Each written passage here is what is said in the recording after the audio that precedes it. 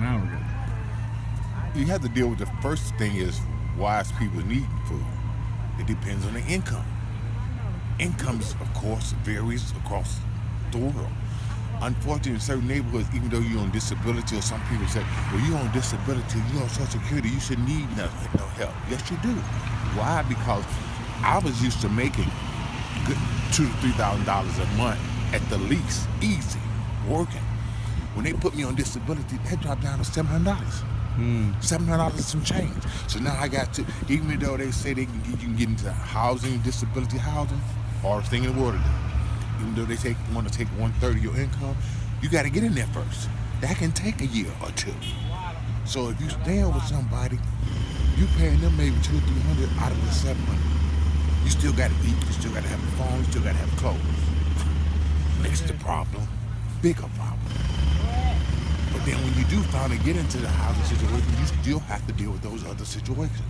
And then to top it all off, at 7 something, or if you're on Social Security and they give you 8 or 9, you still got a problem because they don't give you no food stamp supplement in the middle of it. So it's a whole government bureaucracy. Right, or if they do, look, I know people who are on Social Security and on disability who get $700 or $800 a month. They have to pay rent, have to buy food. Well, let's just say buy food at the beginning of the month. Clothing, lights, gas, depending on how that particular complex or apartment thing works. Don't have kids because you're really screwed. Right. But then to top it off, if they give you stamps, I know people who get $7 in stamps. What the hell can you do with $7? You can't put nothing in the bag of $7. But they be talking about, well, you make too much. How am I making too much? I'm disabled. Yeah. And then when you're disabled, they say you can go back to work, you can only make so much. Right. Before they cut you off or mess with your money. So you stuck between a rock and a hard place again. So either way it go, you still getting screwed. Yeah.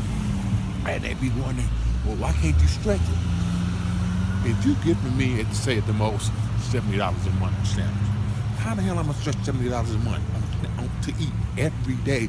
And most people is usually like 3 meals a day. Right. At least 3. Yeah. If they may break it down to 2, say lunch and dinner, or breakfast and dinner. That's during the week. On the weekend, the days feel long because you ain't got nothing to do, and if you're disabled or on Social Security, you can't work. You really ain't got nothing to do anyway. But one day, go visit a friend or go to the library. Right. But you can't really. And then we ain't even talking about the transportation. Through all of what I just said, I ain't saying nothing about transportation. If you have to go somewhere, you have to have transportation. If you're on public transportation, if you don't have a disabled card, depending on what state you live in, to get the little tickets, like for instance, I was at the library yesterday, the man couldn't understand why he couldn't understand the difference between a $15 ticket, buying the same tickets at $15 opposed to $7. So I had to break it down to him, dude, you saving more money, you're getting the same benefit, but you're saving more money, but you need to go get the disabled ID. So it makes it cumbersome as hell. Right. And more irritating because, trust me, as my mama used to tell me, your stomach don't know these issues. Your stomach ain't caring about these issues. Your stomach is like, I'm hungry. Yeah. It ain't nothing like laying up in your bed and your stomach is louder than your whole apartment. Yeah. I've laid in my bed some nights, dude, and I'm not better than nobody else. And my stomach has told me, dude, do you not hear me laying here? And I'll be sometimes be like, where is it coming from? So you have to deal with the fact it hits everybody. Yeah. At some point it's going to hit you, Yeah. whether you like it or not. And it ain't about being better than nobody else or having more than nobody else. It's about surviving. Yeah. That's the So basics. what do you think could make it a whole lot better? Just getting you more money, or? Of course. Okay. Of course. Let's deal with the fact.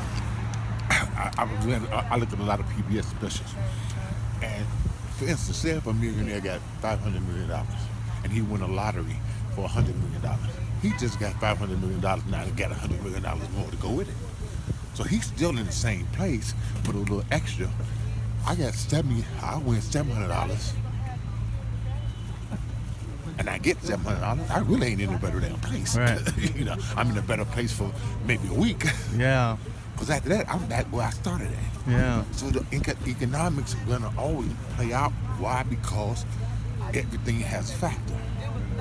You connect the dots. I cannot have a roof over my head without lights. I can't have a roof over my head without a facility that works. Some people are living in these complexes and the bathrooms are wrecked. Holes in the ceiling, leaking water, flood. I had a neighbor over here whose whole apartment flooded one damn night. Did they come out to help me? No. Complex only is your issue. How's it my issue when your plumbing blew up in the apartment I'm paying you for? Right. So it's so many variables in there that makes it even more complex. How money does make a difference, and of course, it's that old saying, can money make you happy? Well, I don't think so. It can make you comfortable as hell, Yeah. but can it solve all the solutions? I doubt it.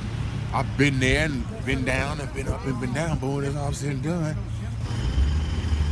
when you're in a situation and you disabled, especially depending on a disability and on Social Security, and after working 30, 40 years or 50 years, and then you get a disability check that make you feel like you back at your first job, Yeah. you get pissed as hell. Because it's like, wait a minute, I didn't make this at my first job Yeah. 30 years ago or 40 years ago.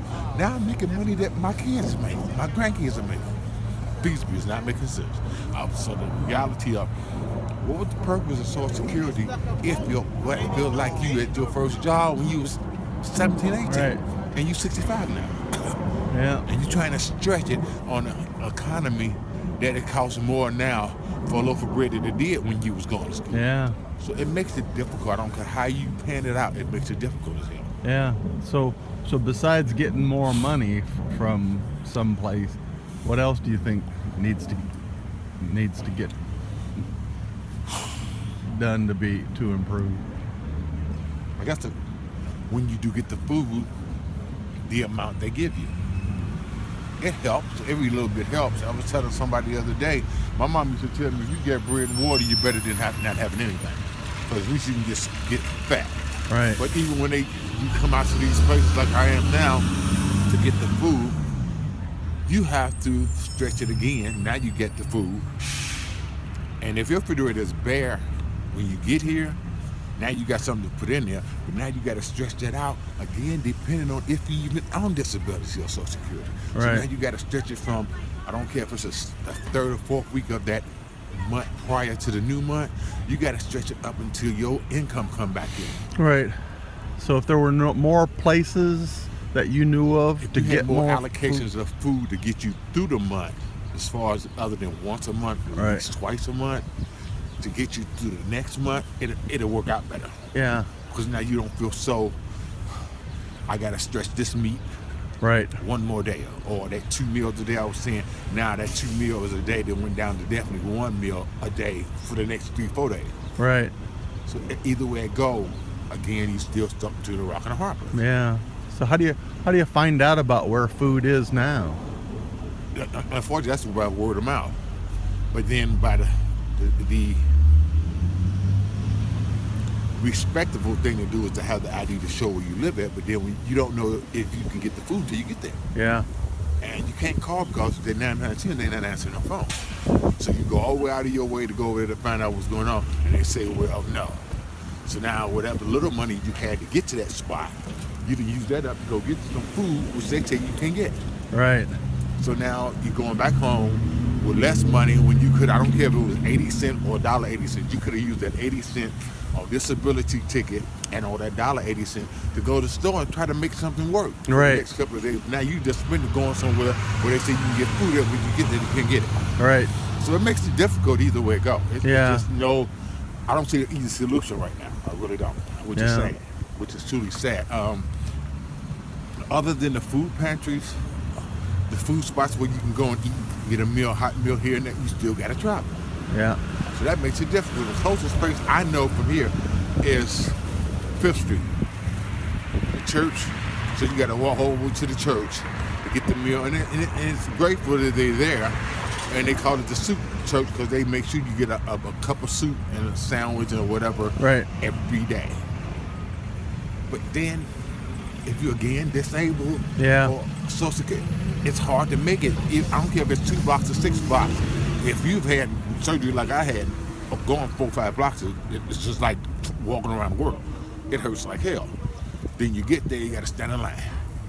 Then you go in there and you got to come out, you got to walk back. So it's always a variable that can be more cumbersome than anything. Yeah. So unfortunately, you have people.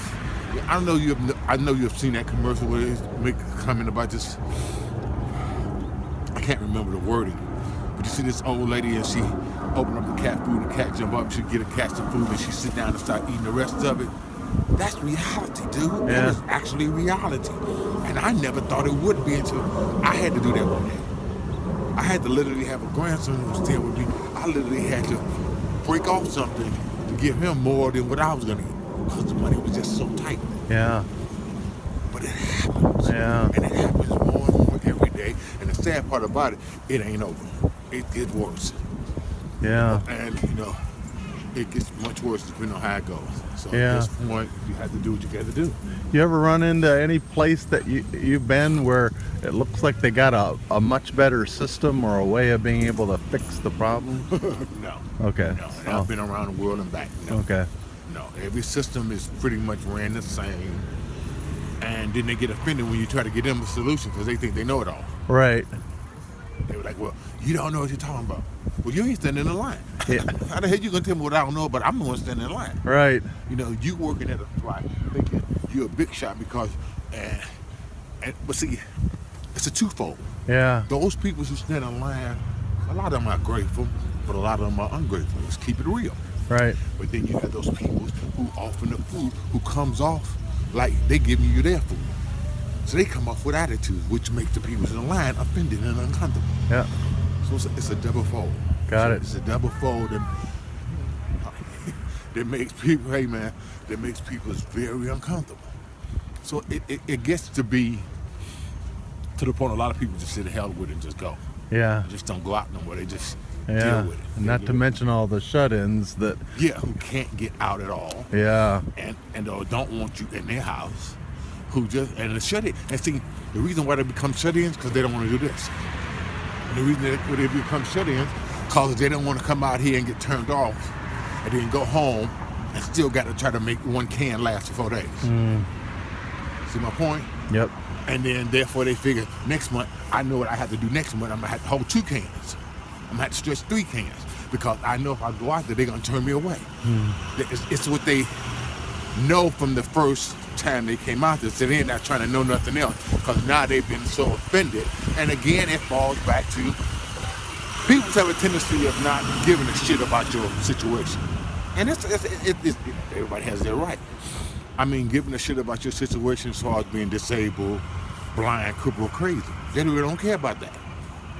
But those variables make a difference. Right. It makes a hell of a difference. Yeah. What do you think about? You've been over to the table? You heard about the table? Never heard of it in my life. It's over in Portland. No, But I've it's part of a church, but it's a restaurant and it's all kind of volunteer run. never Yeah. I'm just wondering, so you think churches are a good place for people to go to be able to maybe get food or get fed? Or what is a good place to go? Well, see, when you talk about churches in a black community, that causes a big problem. Why? Because churches back in the day, of course, in the civil rights movement, was everything. Now churches are more offended. They offend you more than anything. I remember going to a church one time, and the man told me, "Well, welcome to the Christian church." I'm like, "I'm not Christian." He's like, "Well, you can't be here." Excuse me? Wait, let me make sure I understand what you just said to me. You said, "Welcome to the Christian church," and I said, "Thank you, but I'm not a Christian." You tell me I can't be here because I'm not a Christian? I'm trying to figure out what Jesus you serve. Yeah. Because the rock, from my understanding of that rock, it don't make no difference. You're supposed to come as you are. Yeah. Well, no, we work here. So that makes it, again, that's all these variables that make people uncomfortable. Rep. So I don't know how you can do this. Then you had the organizations. It's crazy, man. Yeah. I find it to be crazy because I've worked in 90% of these places I'm talking about at some point in my life. And I'm finding it to be so ironic that, wow, I used to work in an organization like this, and it was totally different. And now, 10, 15 years later, they done flipped the whole script. What they started off to be as they prime perspective, 20 years later, it's something totally different. But it comes from the economy in which they live in. Right. But nobody gave the memo to the peoples. Yeah. So the peoples come over there thinking it's the same, and then they come to find out the script and they flip. So Yeah. they're offended. Yeah. So it's difficult, dude. Yeah. It's totally difficult. It What can be a pain. What else do you think we need to we got to know to be able to fix the food problem? Having a conversation with people as opposed to assuming something. Yeah. A lot of people. Hey.